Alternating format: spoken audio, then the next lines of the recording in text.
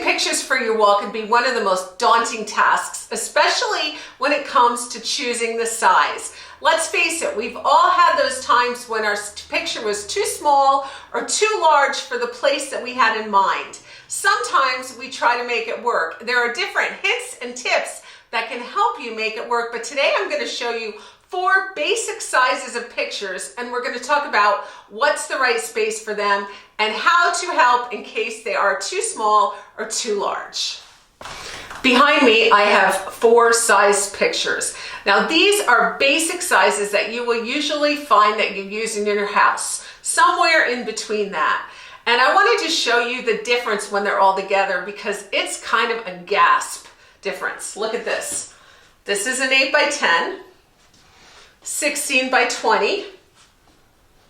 This is a 20 by 24, but think of it as an 18 by 24 because of the height, and a 24 by 36. These would all be considered, quote, wall portraits, but let's take a closer look. It's very easy to get confused about what size you should put on your wall, so hopefully something visual like this will help you understand the real difference in wall sizes. Sometimes when you just see a number, 8 by 10, 24 by 36, it doesn't mean a whole lot. But always remember that number, 8 by 10, is 8 inches by 10 inches. 24 by 36 is 24 inches, which is 2 feet, by 36 inches, which is 3 feet. So keep that in mind and always measure your space so that you get the size appropriate for the space. So let's take a closer look at the sizes. 8 by 10. Wow, this is not too big, is it? This is about the size of my head. There we go. Now this is a darling size to tuck into shelves or lean against a lamp on a table. That's what makes this size so absolutely adorable. However, it is not the best size for your wall because it's gonna get lost no matter where you put it. Unless, of course, you hang it in some place under a hook, something like this, and you have maybe some clothing hanging down or lanterns or something, then it can look good. But for the most part, I wouldn't put an 8 by 10 on a wall. Back in the day when I was a portrait photographer, people would come into my studio and they'd say, okay, I want a bunch of the big ones so I can put them on the wall. And I'd say, what's the big ones? And they'd say 8 by 10. 8 by 10 is not a wall portrait. I want you to look at this too a minute because these are gallery wrapped canvases and they are actually printed on canvas and they are wrapped on board.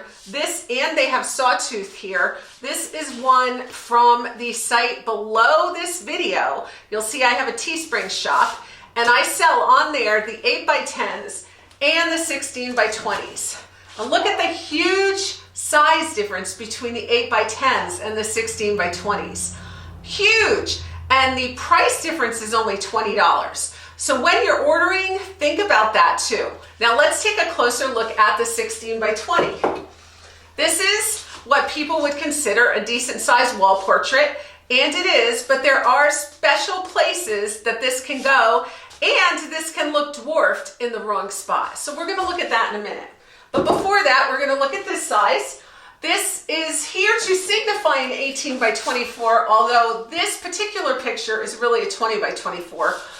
I sell 20 by 24s in some of the local shops, and that's where you can get that. If you order it on the website, you're gonna get an 18 by 24, and instead of a 3/4 inch, it's gonna be more like 1.5 inches. They're very, very well made. So this is a 20 by 24, and it is bigger than the 16 by 20, and in that way, even a more acceptable size for a wall portrait. This is the 24 by 36, and it is huge. Remember, it's 3 feet, a whole yardstick long, and 2 feet wide. So if you order 24 by 36, be prepared to have a big spot for it on the wall. Now we're gonna play with some of these pictures on the wall behind me over the mantle and give a good illustration of what's a good size on the mantle. I'm gonna take these down and I'm gonna start with the 8 by 10. Now I'm sure you all know already that the 8 by 10 is a bad idea up here. But let's just do it to prove a point. When you look at this 8 by 10 on this wall, it is floating. I mean, there is nothing grounding it. It is just there. And you look at the wall and you say, oh, there is a picture on the wall. And it looks pretty bad. Now, the truth be told, back in the olden days, we're talking the 1700s, people put their pictures, that's a hard one, people put their pictures up that high on the wall. It's almost like they wanted it above people's heads so that you could see the picture clearly. We these days do not put our pictures that high. And that is one of the first things I see that can be wrong in people's homes when they feel like their decorating doesn't look good, is the place of the pictures. The picture placement. Another tongue twister. Peter Piper picked a peck of peppers. Placing the picture is so important, and where you place it is just as important. So the first thing you have to think about is size. Always scale the picture to the wall you want to put it on. Ideally, you want about 4 inches on each side. And you don't want to always put the picture at an even distance with the top and the bottom. In this instance, this is obviously all wrong. Now, what some people do is they buy an 8 by 10 because it's the cheapest. They get it up there and they go, oh shoot, I have to put something else with it. So they start putting a whole lot of things with it. But what you can get is a total cluttered look, and you've lost actually the picture. And I think that these portraits should be valued, and any picture you have chosen for your house should be valued because they are an art scene. Someone painted this themselves. Someone used all their artistic care to do this, whether it was last week or 400 years ago. It's something to me that should be prized and treasured. Let's go now to a 16 by 20. I love this girl, don't you? I think she's so cool. And what I really like about her is there was a divot in the original painting, and it even shows up in the photographs, so that when I look at this, I feel like I can put my hand in that divot. It's so trompe l'oeil. Anyway, this is one of the pictures I do sell because I love her. I didn't even antique her. She doesn't even need it because you can see all of the cracks and crinkles, and it's really cool. But let's get back to the 16 by 20 on the wall. This is better, obviously, but this is still too small for the space. I mean, really, if you look at it, there's a lot too much, there's a lot of white space around there. Now, what a lot of people do if they use a 16 by 20 in a big space like this is they may choose to have 2, and they may choose to frame them. And if you frame it with a frame that is 3 to 4 inches around the picture, you're going to be adding maybe 8 inches on one side and 8 inches on both sides, actually, 8 and 8. You're going to come out with a lot bigger picture. A lot of people also, especially in more primitive decorating, will choose to have sconces or really cool lighting above their fireplace, and they'll put that around it. And another way to deal with a picture that's too small is if you have more interest or above your mantle. For instance, this mantle and this wall, very plain, very, very plain. A lot of them will be molded wood and paneled wood. And if that is there and painted, you can get away with a smaller size picture depending on what you have going on your mantle. So 16 by 20s really look better nestled in different places on your wall. And I'm going to give you another tip when you nestle pictures. Make sure you nestle it down at eye length, and if the wall is still too big where you want to put it, maybe bring it closer to the window. I'll show you how that looks in a little while. Let's go on to the 18 by 24.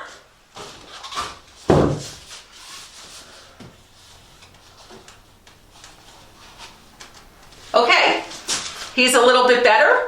If you have another wall, he might look really good on it. One thing that always helps a picture is if it holds its space.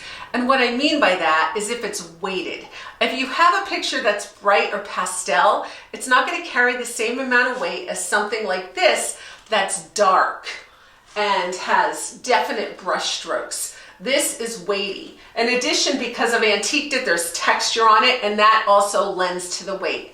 A picture this size, again, I would want to frame around the fireplace and maybe add sconces. But this picture size would look very well on some walls. Now finally, let's go to the 24 by 36. And I know that most of you have already seen this size in my house. This is a lot better on this wall because this wall is huge. And actually, I think it would look really nice hung about at this height. That would be ideal, giving me about 4 inches down here and then hung up there. In fact, I let this just sit on the mantle because I don't want to make any more holes in the wall. Because you know I'm always changing things.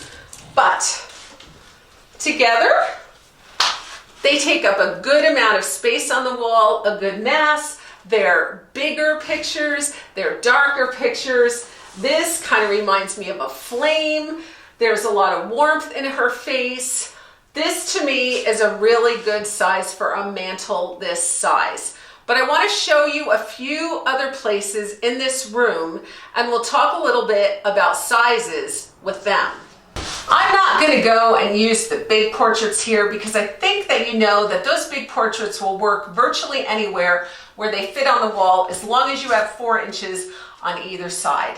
And you don't want to cover it up with some furniture. But here I have this is actually a 24 by 30, not a 24 by 36. This is again one of the custom sizes that I make in the stores. And you can see it's not floating, it's filling up the area fine. This is perfectly acceptable. But I want to go and do the smaller ones and show you how they look.